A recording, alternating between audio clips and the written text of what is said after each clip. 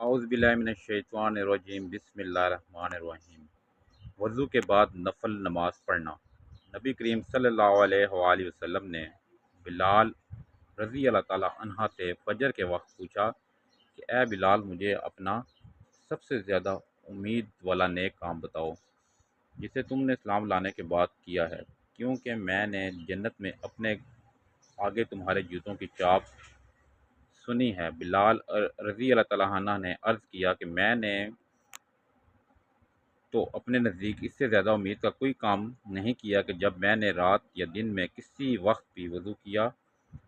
تو میں اس وضو سے نفل نماز پڑھتا رہتا جتنی میری تقدیر میں لکھی تھی۔ رسول صلی اللہ علیہ وآلہ وسلم نے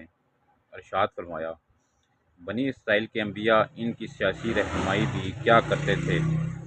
جب میں ان کا کوئی نبی ہلاک ہو جاتا تو دوسرے ان کی جگہ موجود ہوتے، لیکن یاد رکھو میرے بعد کوئی نبی نہیں آئے گا، ہاں میرے نائب ہوں گے اور بہت ہوں گے۔ صحابہ نے عرض کیا کہ ان کے متعلق آپ کا کوئی ہمیں کیا حکم ہے؟ آپ صلی اللہ علیہ وسلم نے فرمایا کہ سب سے پہلے جس سے بیعت کر لو اور اسی کی وفاداری پر قائم رہو، اور ان کا حق جو حق ہے اس کی ادائیگی میں کوتاہی